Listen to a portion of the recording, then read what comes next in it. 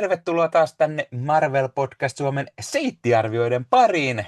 Tällä kertaa viidennessä seittiarviossa käsittelyssä viides Hämähäkkimies-lehti vuodelta 2025. Eli taas jutellaan Spider-Manista, suomalaisesta Hämähäkkimies-lehdestä, joka täyttää sen 45 vuotta tänä vuonna, kuten on aiemmin ollut vähän juttua. Mukana tietenkin meikäläisen kanssa täällä mahtavat kollegani, co-hostini Ossi Kuvakarju ja Jenna je.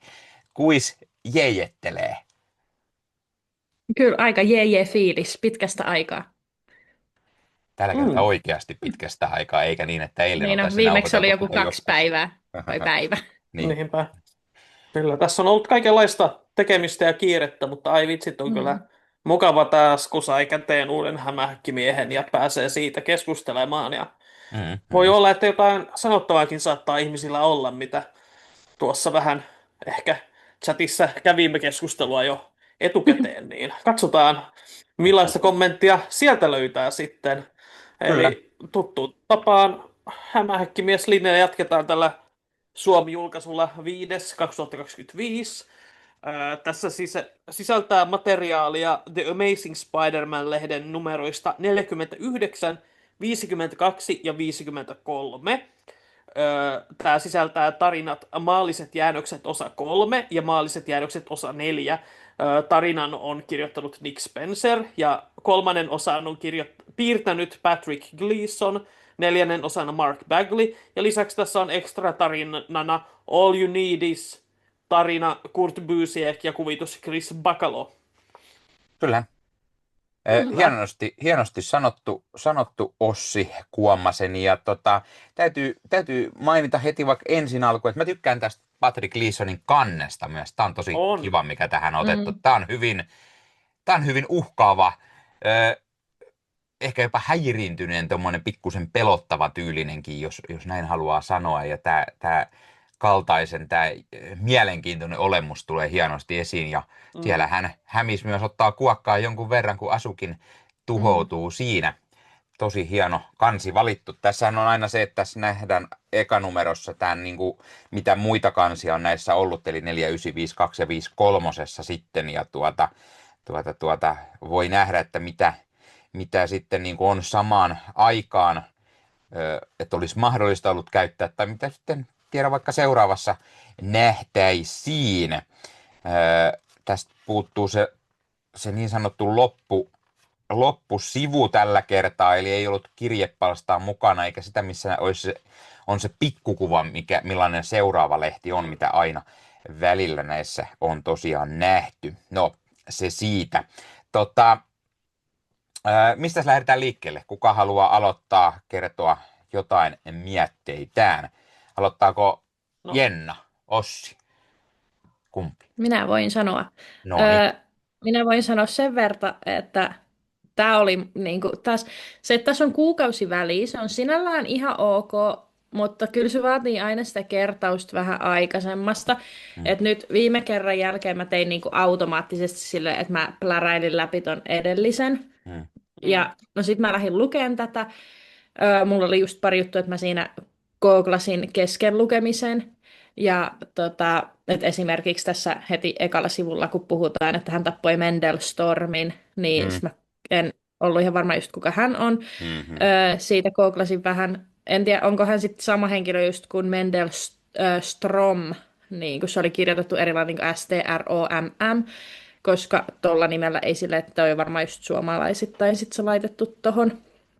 Niin oletan, että oli sama henkilö, eli koska Osbornin kanssa oli just niin, että hän alun perin kirjoittanut, alun perin siis tehnyt sitten sen Green Goblininkin ja näin, niin sen googlasin tuossa, niin sitten siihen asti oli selkeätä ensimmäinen sivu. Mutta Kyllä. sitten tämä oli ehkä mulle sellainen vähän vaikea seurattava, tai sillä, että mun oli ehkä vaikea pysyä kärryillä tässä. Ja sitten yksi iso, mä laitoinkin teille jätkille jo ennen tätä podin äänitystä, viestiä, että mä oon ihan kujalla. Että mä oon aivan pihalla, että mikä homma. Niin sitten se oli hyvä, että selkeästi en ollut ainoa, joka ajatteli näin, koska Ossi vastasi heti, että anna mä arvaan, että Harry näyttää ihan liikaa Normanilta, mikä oli mulla se niin kuin, ongelma tässä justiinsa, että mä olin ihan pihalla siinä loppupuolella. Hyvä, Kyllä just spoilataan toi. kaikille Mä olin, suoraan tämä, eli kyllä. kun paljastui, että siellä on Harry Osborn, niin näyttää muuten niin paljon Normanilta tässä Mark Backlin kuvituksessa, ettei mitään rajaa, ja saattaa hieman Mm, yllättää kyllä kaikki. Myös sinänsä itseni yllätyin siis sinänsä, että kuin samannäköinen se on tässä kuvassa, mm. että vaikka tiesin, että ketä tämä on ja näin, mutta siis niin kuin tosi outo kuvitustyyli. Siis yleensä sentään heillä jotain eroa on, vaikka hyvin samannäköisiä toki onkin. Jep, niin no, että siis se oli just sellainen, mistä mulla oli ehkä vaikea, niin kuin, etenkin kun se, että tämä on ensimmäinen Spider-Man-lehti, mitä mä luen. Niin Mm. sitten just se, että mä en ole niin kuin, nähnyt paljon just Harryä ja Normania niin kuin, piirrettynä, Mm. niin sitten se, että se oli ehkä vaikea niin kuin, huomata. Sitten se ottaa tuossa selvän sen, että joo, Normania ei ole ollenkaan tässä. Mä olin että aha, okei, cool, Jep. hyvä, tämä auttoi mua. Niin, mutta siis niin kuin, perushyvä oli toi, musta tuntuu, että mä tykkäsin ehkä enemmän tuosta viime numerosta, Mm. koska mulla oli just jotenkin vaikeuksia pysyä kärryillä tässä tarinassa. Mä veikkaan, että tämä vaatii multa vähän silloin niin kuin sulattelu ja ehkä uuden lukemisen. Sitten silleen mä ajattelin, että voisi pari viikon päästä lukea tämän uudestaan, kun on niin kuin vähän taustaa taas tästä. Ja sitten se olisi kiva silleen niin kuin ennen sit seuraavaa, joka tulee sitten taas niin vähän saada kertausta siinä välissä niin kuin Mm. kuitenkin taas. Ja mä oon siis sitä Kyllä. mieltä, mikä itseenikin pikkusen hämää, vaikka mä tosiaan oon lukenut koko tämän Nick Spencerin runin sekä sitä seuraanneen runin kokonaan ja näin, niin se on niinku siinä mielessä myös haastava, koska tähän on nyt mennään jo siinä numerossa 4, 9, 5, 2 ja 5, 3, jos puhutaan näistä alkuperäisistä numeroista, niin me lähdettiin aika keskeltä tähän niinku mukaan, niin siellä on tosi paljon just sellaisia alkujuttuja, tässäkin heti ekasivulla kerrotaan kaltainen, hän tappoi Mendel Stormin ja Mysterion. No joo, näitä meidän tarinoissa me ei olla nähty niitä, koska me lähdettiin niinku liikkeelle siinä kohtaa, että tämä synninpäästäjä juttu me ollaan sentään jo nähty, tai sen loppuosiot, niin oltiin sentään siinä mukana. Ja näin. No mites pikaisena kysymyksenä Jennalta myös siinä, että kuin mukava oli lukea, tässä on heti seuraavalla aukeamalla näitä tuttuja hämähäkkimieshahmoja, heidän ruumiitaan, niin kuin helppo oli noista nimistä äkkiseltään tietää yhtään, että ketä nämä kaverit on. Ehkä Gwen Stacyn nyt tietenkin tunnistaa ehkä, ja George Ja Stacynkin Flash Thompsonia, joo. niin kuin täällä on yllättävän, sanotaan, että isommillekin Spider-Man-faneille esimerkiksi Jean the Wolf saattaa olla hieman Se haasteellinen tietää, ketä se on. Marla Jameson, no nimi Jameson kertoo hyvin paljon jo sentään tässä, niin kuin, että on, mutta sit mä tykkään, itseänikin hämmästytti tässä, koska nämähän on ruumiita, niin yritä siitä sitten sanoa. Siinä on yksi kaveri ja nimi Ben. No ketä Ben? Spider-Manilla on aika paljon Ben-kavereita, että onko Ben setää vai oliko tässä kohtaa kyseessä hänen kloonistaan tai mitä niin kuin, niin sekin voisi olla vielä lisää hämäystä. Ossi haluaa kertoa jotain. Joo, no siis mun mielestä oli selvää, että se on Ben Setä, koska se oli niin dramaattisesti lopetuksena joo, totta siinä. kai. Mutta joo, mä siis kans mitähän mä olin sanomassa muuta? Joo, siis palatakseni kun mä luin tätä, niin mulla ei ollut itsellä niinku vaikeuksia tunnistaa, että tää on Harry sinänsä, koska esimerkiksi siinä on tämmöinen pieni takauma, tai Kyllä. enemmänkin Peter Parker kokee uudestaan tämän yhden kohtauksen, joka tapahtui tuolla, se oli heti slotin. Brand New Dayn alussa, niin tapahtui tämä, jossa Harry tulee pitkästä aikaa takaisin ja hänet toivotaan tervetulleeksi. Ja, niin siinä mielessä mä tiesin, että se on hän. Ja sitten se, että viime numerossa Norman jo sanoi, että hänen poikansa on, tai oliko se, että hän niin kuin sanoi, että ei voi olla. Jonka takia myös tämä paljastus jotenkin niin kuin tuntui siinä mielessä vähän latteemmalta, koska niin kuin se tavallaan jo mainittiin siellä edellisessä osassa. Niin se oli jotenkin tosi hassusti Niin, mutta rakennettu siis siinä mielessä. mä sanoisin, että enemmänkin kyse on just tässä suomenkielisen lehdessä, sen ladonnassa, koska ellei mä nyt ihan väärässä ole, niin olisiko tämä maalliset jäännökset kuitenkin, kun tämä on se kolmasosa, niin olisiko ne ollut samassa numerossa alun perin tämän kanssa, jossa Mm, Norman sen kertoo, että olisiko se semmoinen, että meillä Suomessa se on vähän pitkittynyt niin kuin, ja ehkä menettää siinä mielessä myös tehoa. Nyt en ihan mm, heti muista, kun siitä alkuperäisestä on tosiaan pikkusen aikaa, kun mä sen olen lukenut, niin miten se meni, mutta tämä mulla tuli mieleen. joo. Sitten Mm. niinku muuten, mitä tulee nimiin, jota en tunnistanut, niin mä yleensä ohitan ne vaan olankohoituksella, että kuka ikinä Strom olikaan. Ja muut mä suunnilleen tiesin, että John Mm. de Wolf oli se joku etsivä aikanaan, ja sitten Aikanaan, oli hyvin tämä sanottu. niin On kauan vähän sitten, paljon ja sitten aikaa. oli tietenkin Jamesoni, että nämä oli nämä Spider-Manin niin kuin NS suurimmat epäonnistumiset. Mm. Tunnelmalta mä tykkäsin kyllä siitä, että se oli tosi semmoinen, vähän semmoinen karmivahko, että on kaivettu esiin nämä ruumiit, ja nyt tässä ollaan niinku katkerana todistamassa. Se oli tosi vähän hämmentävää, että mä en edes tiennyt, että Flash Thompson oli kuollut. Niin Mm. sit saada tota Pitää kautta se muistaa, että tietää, kyllä niin niin kuin, että mä olin myös mm, ihmeessäni, että miten, niin joo, missä kohtaa, koska kyllä.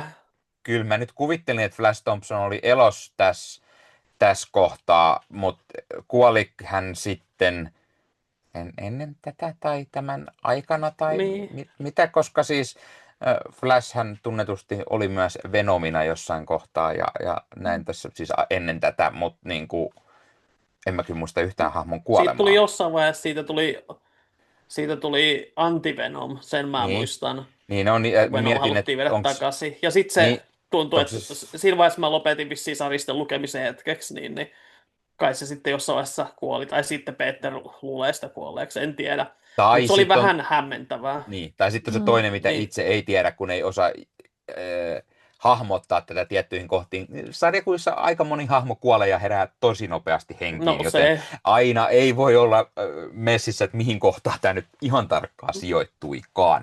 Onko tässä nyt ollut joku iso kuolema ja sitten ehkä takaisin tuleminen, ei nyt spoilata välttämättä, mutta voi olla jotain näin, koska mä en kanssa nyt heti muistanut Flashin kuolemista kyllä, mutta no, nämä on jep. näitä aina.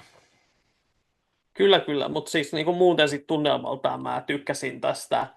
Ja että tässä niinku, se oli vähän tietenkin hämmentävää välillä, että tulee tämmöisiä aikamatkustus kautta hallusinaatiokohtauksia, jotka on vähän Mm. epäselviä, että mistä ne tulee, mutta sitten samaan aikaan ne myös niinku, ne tavallaan on jo aika tällaista klassista Spider-Man-kamaa, että välillä tulee tällaisia, oliko se tyyliin numero 50, joka on niin kuin hyvin sellainen kuuluisa, siis alkuperäinen numero 50 Niin, ihan niin joo. kuin 60-luvulta, jossa niin oli just tällainen tosi pitkä uni- tai harha-sessio, jossa Spider-Man kävi läpi kaikenlaisia harhoja, Mm, niin joo. sinänsä ne on osa sitä, niin siinä mielessä kyllä tykkäsin siitä tunnelmasta. Se oli vähän hämmentävää siinä vaiheessa, kun nämä muut hämähäkit alkoi muuttuu hirviöiksi, että niin se Mm, tuli vähän niin kuin puun takaa mulle. Ja se, miten tuntui, että aika nopeasti siinä Peter niin kuin heitti pyyhkeen kehään ja oli sillä, että okei, että kerro kuka oot ja tällä lailla, että mä haluan tietää, mitä tässä tapahtuu. Ja, mm, ihan jää mielenkiintoiseen paikkaan kuitenkin, koska niin kuin mä en itse muista, että miten tässä vaiheessa Harry on ylipäätänsä kuollut tai mitä sen exactly. menosta tiedetään, miksi Koska, se on nyt niin koska, katkera koska, Peterille tällä kertaa. Ja, joo, ja siis mua hämää eniten se, että no, tää on hyvä kerrata, koska Jennahan nyt ei esimerkiksi tiedä pätkääkään, mutta siis tämähän oli iso asia silloin Dan Slottin aikana ja siinä Brand New Dayn heti alussa. Harry Osborn on kielossa. Hän on ollut Euroopassa vuosikaudet, ei hän olekaan ollut kuollut ja näin. Hän tuli takaisin, hän oli tosi iso sivuhahmo koko sen Dan Slottin niin kuin aikana. Ja Nick Spencerin runi seurasi sitä, niin mitä Harryllä on tapahtunut? Miten mä olin niin kujalla? Liittyykö tähän... niin tässä oli iso siinä, mikä se olikaan, Webheadsien aikana, Dan Slottin oma aika sitten myöhemmin, että hän ei kirjoittanut yksin paljon Norman Harrystä. Niin, no joo, Että se mutta se välillä Brand New Dayssä hän oli yksi niistä kirjoittajista ja hän kirjoitti Joo. siinäkin suurimman osan kuitenkin, niin tämä Brand New Day kuitenkin, niin mitä siinä tapahtunut? Taas Mm. ihan hahmota, miten nämä menee. Ne on sen verran sekoittanut, koska pelkkä Dan Slotin se ajanjakso oli joku 10 vuotta, ja sitten tämä on Jep. seurannut sitä ja näin, niin ei nyt ihan heti muista taas, mutta nämä on just näitä, kun ei aina ihan Mm. muista. Heti tulee kyllä kova hinku, että pitäisi lukea taas uudestaan niitä, mutta sitten aika kaiken uudelleen lukemiseen on hieman haastavaa ja rajallista. Jep. Sepä se. Mun Mä en viimeinen... ole ihan varma, mitä te Joo. kävitte tuossa äsken läpi. Mä en tiedä, huomasitteko te ees, että mä häippäsin tästä välissä. Mulla lähti netti. Niin, Okei. niin mutta mä oon Rinnalla täältä takaisin. Ja nettiongelmia. kyllä mä, Hyvä. no en, tällä kertaa ei onneksi Nikellä. Nyt on mulla. Joo. Mutta joo, ehin kuulen tuosta justiinsa, että missä välissä Harry on kuollut tai jotain ja näin. Mut joo, Joo. niin sitä Sitä komppaan. me just tässä pohdittiin, Joo. että me ei just muisteta näitä yksityiskohtia, koska siitä on aikaa, kun me ollaan luettu, mutta eiköhän se tuu tässä jotenkin enemmän tai vähemmän selvää, että onko se ollut kuolleena vai missä se on ollut. Tässähän kuitenkin me nähdään Kaltainen käy siellä Harryn ilmeisesti lasten luona. Siinä on Stanley ja Norman juniori.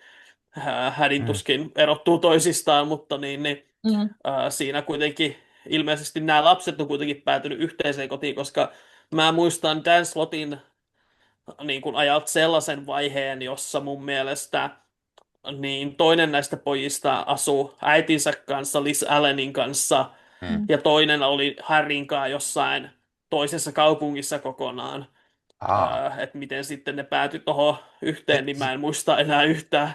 Tämmöistä Koska mä en mun mielestä muista. niillä Mä muistan kuitenkin, mä muistan vaan, pojilla että oli molemmat kuitenkin mun oli mielestä Lissin eri kanssa. äidit. Joo. Mulla on Ja taas ehkä tämä, niinku, mä en tiedä, onko se hyvä vai huono, mutta se on eri perspektiivi just siihen, että koska mä taas en ole lukenut niinku aikaisempaa yhtään ja tälleen, niin mulle kaikki on vaan sillä, okei, no niin, se on kuollut jo, en mä tiedä, niinku, tarviiko mun tietää, miten se on tai koska se on ja tälleen. Mutta niinku, Ei välttämättä tarvikaan. Siis sehän Niin. voi olla, että meillä just sen takia niinku, ehkä mietitään liikaa, koska sit vastauksia varmasti tulee kohta.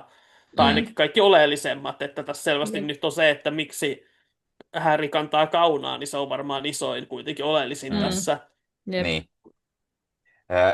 Jos mua joku hiukan häiritti tässä, on se, että Kaltainen on ollut tämmöinen hyvin pelottavan tyylinen hahmo, ja näkyy niin kuin tässäkin, kun hänellä on niin kuin, hän näyttää ihan ruumilta, nenää tuolta just näkyy ja siteet ja näin. Niin miten sitten heti seuraavaksi nähdäänkin, että se on naamari ja hän on Harry Osborn. Sellainen, että mitä hemmettiä, kuin senkin piti olla niin kuin naamari niin kuin sellainen. Onko se niin kuin näin, että pelkkää naamari vai onko se niin, että onko hän sellainen jollain tavalla kuollut, että hän pystyy vaan repimään sen jollain tavalla ja näyttämään sitten tämmöiseltä vähän normaalimmalta. Kuolemasta tässä kuitenkin on paljon puhuttu, että Kaltainen on kuollut ja niin poispäin ja tullut henkiin ja näin, niin sanotaan, että hyvin freesin näköinen, koska kaikkien muuten, mitä me ollaan tässä viime numeroissa nähty, niin hyvin kuolleen ruumiin näköinen hän on kyllä ollut. Ja eikä sitä myöskään esimerkiksi niin kuin tämä kohtaisessa Peter lyö hänen läpi nyrkillä, niin hirveän niin kuin, näyttää hyvin mädältä kaverilta, että on hyvin mielenkiintoista, miten se vähän niin kuin vaihtuu tossa, mutta joo. Selvästikin sillä on jonkinlaista vähän niin kuin mystisempää voimaa siinä tekeillä, että mä oletan, että liittyy jotenkin siihen. Mutta niin piti vielä siitä sanoa tuosta noiden Harryn ja Normanin yhteennäköisyydestä, että se on aina ollut sarjakuvissa vähän semmoinen ongelma, että mun mielestä kyllä silloin, kun ne vielä esiteltiin, olisiko se ollut ton Romita Seniorin esittelemiä hahmoja, jos oikein muistan. Silloin ne oli vielä niillä oli sama fleda ja tällä lailla, mutta niillä oli ruumiinrakenne oli niin selkeästi erilainen aina, että se auttoi tunnistamaan, että Harry oli aina paljon luihumpi. Mutta sitten jotenkin tämä myöskään näiden yhdennäköisyys ei ole koskaan esimerkiksi muihin adaptioihin mun mielestä välittynyt, että Harry on aina kuvattu vähän sellaisena paremman näköisenä tyyppinä, erityisesti vaikka tuossa Friendly Neighborhood Spider-Manissa nyt hän oli semmoinen rikas influensseri, hyvinkin tyylikkäästi pukeutua ja tällä lailla, niin se on Mm. jotenkin hupaisa sitten palata tähän sarjakuvaan, jossa hän on niin kuin luihempi versio isästään lähinnä. Ja Siis joo, sitten molemmilla on tämä sama kummallinen kampaus, mitä ne Mm. rokkaa ja tällä lailla. ja kyllä, kyllä. Mutta niin. Mutta sama esimerkiksi Sam Raimin leffoissa, Willem Dafoe ja toi Mulla on niin tyhjä sen nimen kanssa. James Franco. Joo, Franco, kiitos. Joo. kova miettiä, Franco, mutta nyt Daveen olin sekoittamassa veljekset Joo. piruvia, James Franco ja toi Dafoe, niin ne ei kuitenkaan näytä pätkääkään samalta, Mm-mm. eikä niillä ole sitä Mm. Fledaa niissä leffoissa, mikä mua aina vähän harvitti, että miksei niillä ole sitä ikonista Fledaa siinä, mutta se olisi live-actionilla mennä tosi sairasta nähdä, miten ne sen Mm. onnistuu tuomaan. No joo, se siitä. Mutta kyllä. Täytyy myös mainita siitä, että mä tykkäsin tosi paljon niin kuin tässä tämän Patrick Leesonin kuvituksesta, kun taas Bagley jäi Mm. vähän sellaiseksi Mm.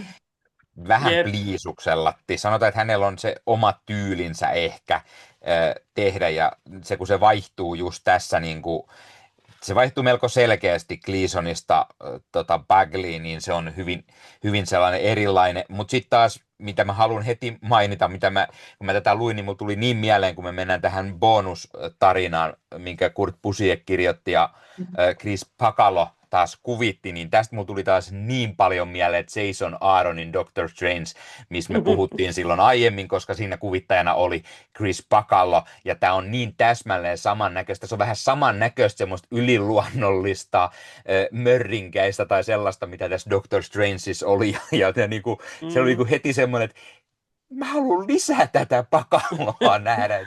Tuokaa Kyllä. semmoinen kunnon niin kuin Spider-Manin Chris Pakalo mukaan ja tämmöistä Joo. pikkusen tuollaista veikeämpää juttua, niin tuli heti semmoinen, että Joo. ai että. Mä kans komppaan tuossa, että Gleesonin niinku, varsinkin tässä se pääsi piirtämään semmosia tosi hienoja niinku, päräyttäviä aukeaman kokoisia niinku, iskuja ja kaikkea tällaisia. Jotenkin sen niinku, piirustukset vaan niinku lentää. Just siinä näkyy toi loistava roisto. Ei kun hirviö oli tämä näin. Todella niinku, mahtava. Mutta sitten just Bagalolla vähän, ei Bagalolla, vaan Bagleyllä. Sillä on vähän niin kuin, mua välillä vaan ärsyttää niiden naamat, niiden ihmisiä. Ne on jotenkin tosi semmosia leukamaisia ja jotenkin, miten se piirtää vaikka ihmisten niin kuin kasvot ja niin kuin silmät ja suun niin kuin, kaikki noi rypyt ja tollaset. Se jotenkin niin kuin, ei vaan ole niin mieleen. Se piirtää hyviä tommosia niin kuin pervonaamoja Normanille ja Harrylle, mutta niin kuin sit tällaiset niin kuin peruskohtaukset, niin kuin, missä on vaan näitä normaaleja ihmisiä, ne jotenkin välillä häiritsee. Tässä oli tää yksi, jossa niin siis tässä niinku toi Carly Cooperin naamo vaan häiritsee mua. Mä en tiedä Joo, mikä siinä joo. on, mutta se on jotenkin tommonen tosi jättileuka ja noi huulet ja toi ilme varsinkin tommonen DreamWorks-ilme, se jotenkin niinku Jep. Mulla tulee, on mulla tuli hyvin heti, luontaan työtävä mun mielestä. ja mulla tulee heti mieleen, koska tää on ihan suoraan otettu just tää kuvitelma tai tämä uni just siitä Brand New Day alussa ja näin, niin mulla tuli vaan mieleen, että ketä hitto just tämän siinä kuvitti. Ketä on kuvittanut tämän näin? No, niin kuin heti tuli se, että olisi pitänyt niin kuin katsoa, että löytyykö Ossil kirjastosta Brand New Day? Ossi lähti kaivamaan. Ossi on siitä hyvä nörtti, että hänellä on fyysisenä hyllyssä. Mä luin tähän aikaan valitettavasti enemmän digitaalisena varmaan, niin mulla ei löydy tätä vielä, niin en osaa sanoa, mutta mulla oli heti se, että ketä siellä oli. Siellä oli myös paljon kuvittajia meinaan sen lisäksi, että siellä oli kirjoittajiakin, niin en muista yhtään. Ja nyt Ossi ei tietenkään heti löydä sitä millään sieltä. En tietenkään. Koska se ei ole niin helppo varmaan löytää yhtä, vaikka se melko siellä alkupuolella varmasti olikin. Jep, näyttäisi, että tässä on nämä bileet. Joo. Tämä on joku... Löytääkö Ossi bileet, mutta ei löydä kuvittajaa vai? No katsotaan, jos katsoo vaan tätä alusta, että ketä tässä on ollut. Phil Jimenez varmaan oli, tai Steve McNiven. Steve McNiven oli ilmeisesti tossa. Joo. Ellei se kohtaus just ollut tuossa aiemmassa lopussa. Mutta Mm. joo, kuitenkin, niin. Ei siis niinku Bagley niinku huono ole mun mielestä, mutta se ei vaan Mm. ole mikään mun suosikki. Ja verrattuna varsinkin niinku toi Gleeson on pompannut mulle tosi paljon nyt viime Mm. aikoina, kun on lukenut tätä. Ja sitten taas just niinku toi lopussa toi Bacala, koska sillä on niin tommonen omaperäinen tunnistettava tyyli. Se on jotenkin niin semmoinen pehmeä, piirrosmainen. Ja sitten siinä on niinku tyylitelty siinä lopussa. Tykkään tätä, että se käyttää niinku, tai no ei siis itse, vaan se värittäjä. Kukahan sillä on? Ei kun se itse värittää myös. No ei se ole ihmekään.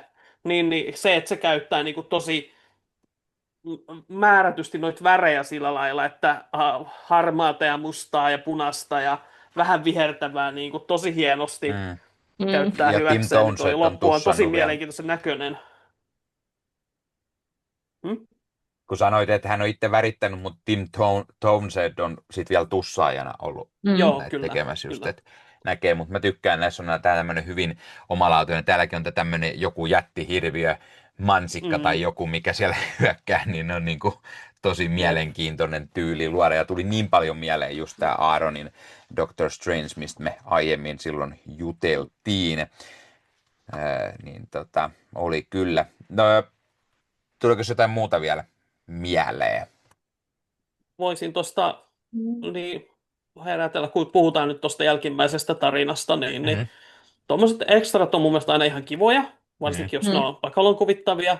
Joo. Tämä tarina oli mun mielestä jotenkin, siis tosi dorka, koska Mm. siis kyllä mäkin tykkään Beatlesista, ihminen minäkin olen, mutta tämä jotenkin, miten tässä keskusteltiin niillä Beatlesien sanoilla, se jotenkin niin kuin tuntui tosi oudolta, varsinkin kun se sitten teki tästä vähän tämmöisen kaksikielisen, joka nyt on tietenkin niin kuin, vaihtoehdot on joko se, että käyttää niitä alkuperäisiä tai sitten niin kuin vaihtaa johonkin suomalaiseen No, artistiin ja mutta sitten se olisi hyvin vaikea muottata. Finglish Joten on tämä on nykyään ainut, juttu, niin ainut tapa, jolla tämän ehkä voi järkevästi toteuttaa. Mutta se jotenkin niin kuin tuntui tosi niin kuin silleen vaivaannuttavalta lukea silleen, kun Peter ja se joku, niin kuin June joku. nimi, ne Jude, Joo. tietenkin juttelee siellä ja sitten niin kuin käyttää just niitä biisien sanoja silleen. Ja onhan se silleen niin kuin välillä, että hähä, mä tiedän ton biisin, joo, se on hyvä. Mm.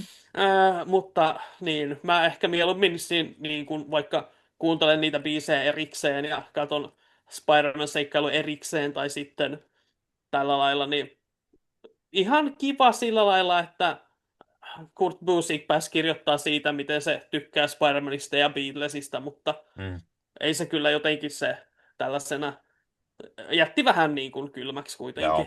Joo, mulla oli sama. Mä mietin sitten tuossa, kun mä luin siis mä mietin just että niinku, just kaksikielisyyttä ja tälleen, mutta just, no ei, tai Hey Jude, et sä sitä suomenna. Niinku, onhan se niinku basically pakko jättää silleen tälleen, mutta just toi, että yleisesti toi, että niinku, oli se vähän vaivannuttavaa, hyvä sana, joo, sitten me käydyt, niin se oli vähän semmoinen vähän kömpelö. Joo. Sanotaan, että mä joskus olen ehkä siinä mielessä syntinen, harrastan syntiä, että mä välillä skippaan ihan täysin tämmöiset niin kuin lopputarinat, mitä alkuperäisissäkin lehdissä on.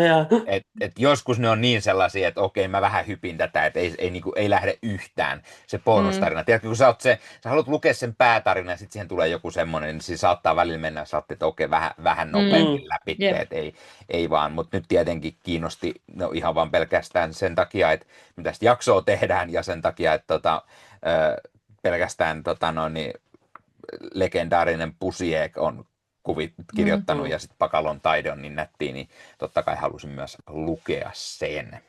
Mutta tässä mä tykkäsin kyllä eniten tuosta. Musta tuntuu, että tämä oli niinku, mä en tiedä mikä tässä oli, mutta tässä oli eniten, että mä tykkäsin just tästä, niinku, että miten tämä on tehty, niinku, tämä taide tässä.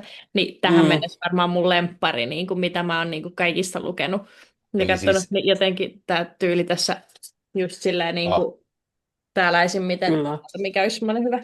Eli mua mä tiedä, miten tämä Spider-Man esimerkiksi näissä kuvissa on tehty. Ja näin, niinku, eli mua harmittaa tosi paljon se, että me tehtiin just se Doctor Strange-jakso ennen, kun Jenna tuli mukaan, niin hän ei päässyt lukemaan tätä ja juttelemaan meidän kanssa tästä Aaronin Strangeista. Eli pitää etsiä jotain lisää Pakalolta, niin päästään juttelemaan. Niin. Niin. Tai sitten Jenna voi käydä omalla ajallaan tai tulla vaikka minulta lainaamaan, niin kyllä se järjestyy.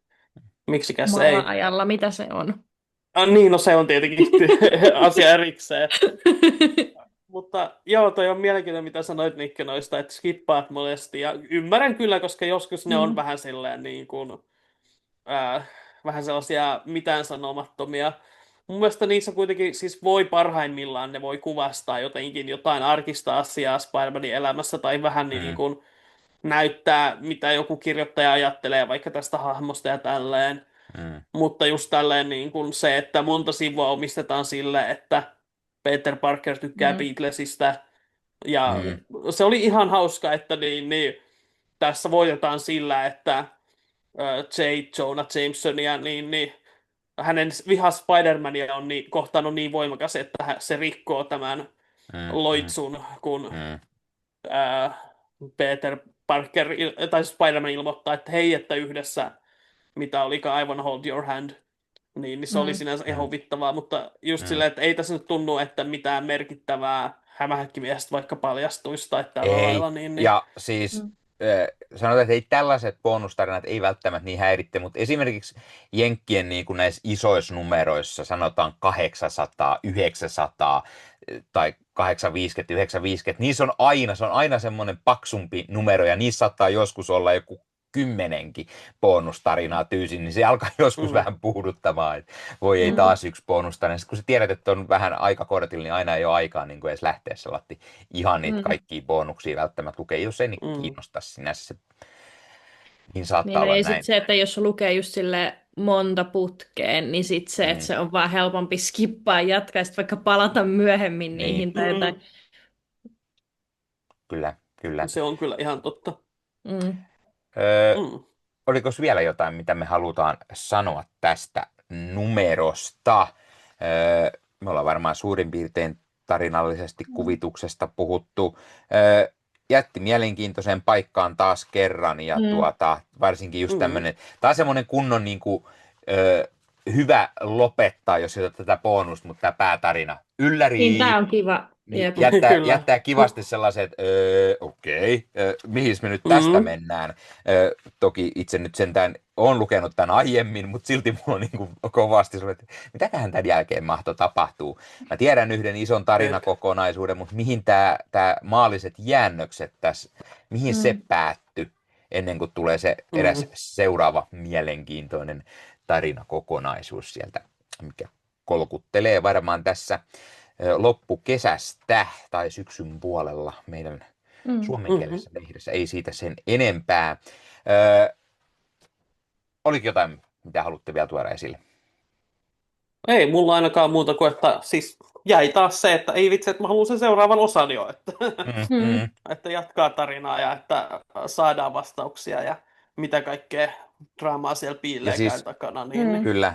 Ja mä tykkään tosi paljon taas se fiilis, kun odotat Hämähäkkimies-lehteä, siis oikeasti se, että mä muistan silloin aina, kun itse tilasi Hämähäkkimies-lehteä, sitä odotti, että koska se tulee ja että sieltä se kohta tulee se uusi numero ja nyt on just se, että taas tuli ja oli heti sellainen, että että se on jotenkin niin legendaarista tätä meidän suomalaista Hämähäkkimies-lehteä niin kuin aina päästä lukemaan, vaikka tarina onkin tuttu itselle, mutta niin silti vähän virkistää muistia ja kyllä mulla tästäkin vähän tuli se mieleen, että olisiko mun pitänyt nyt tätä alkupään Spenceria myös lukea, kun sieltä aika paljon jäi niin kuin välissä, niin muistaisi itse paremmin, mutta kuten sanottu, niin tämä on myös sitä aikaa, että ei mulla ole tästä olemassa niin kuin mitään fyysistä julkaisua, että mä oon digitaalisena tämän lukenut silloin, että kyllä vähän kutkuttaisi, että tästäkin olisi tietty olemassa omnibusta tai jotakin, että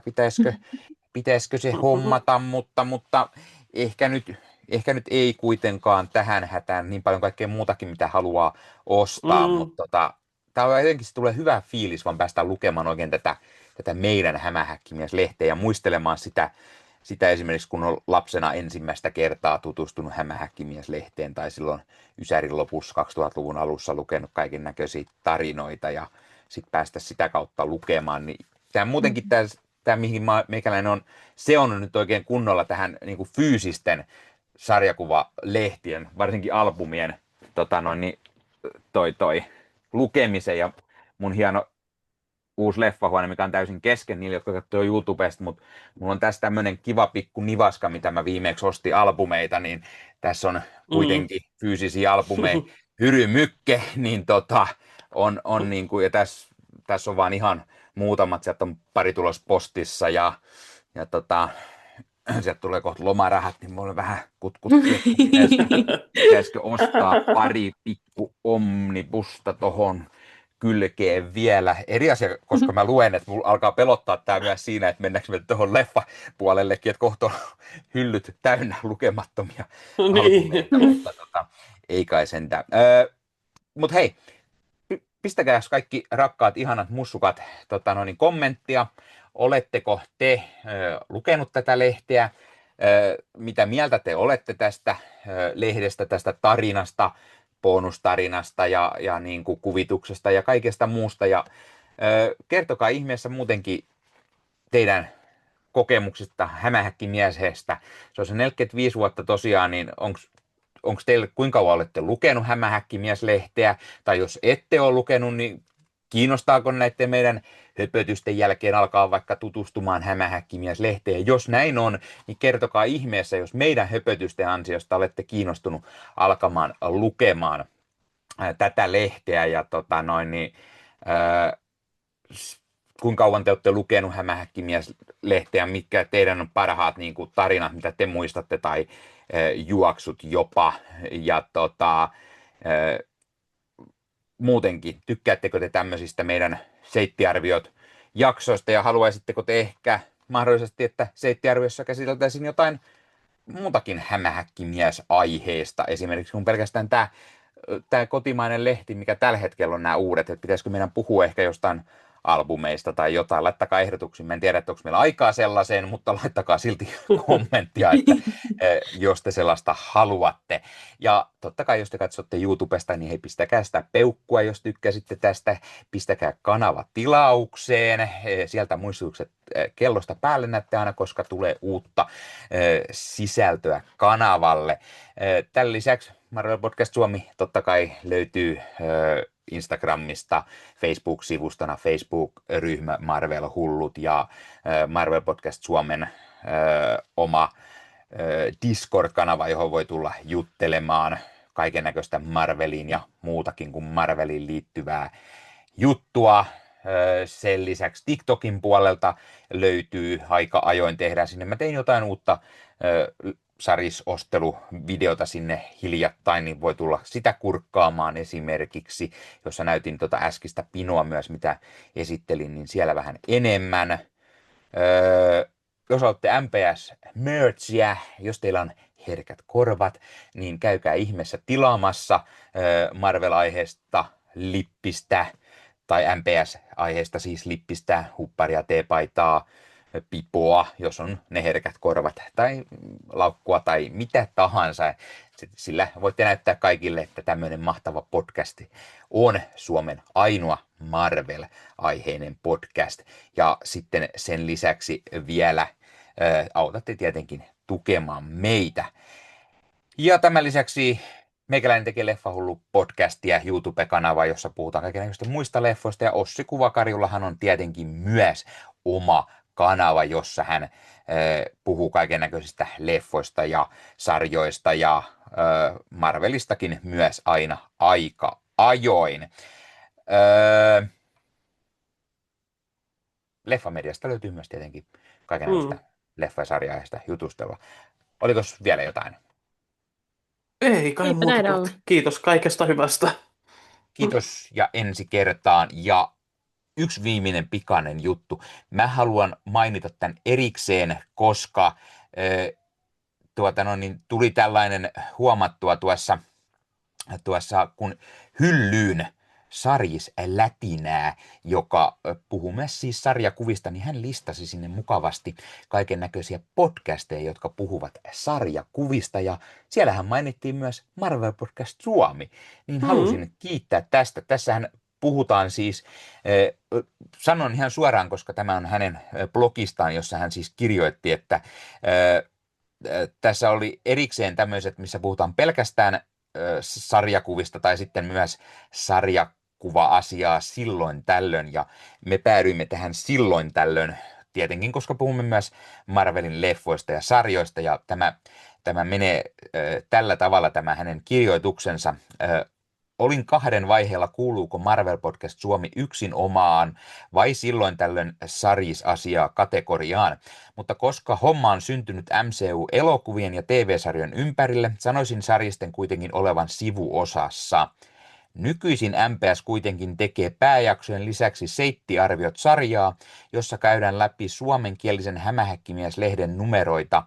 Tätä kulttuuritekoa suosittelen ehdottomasti seuraamaan.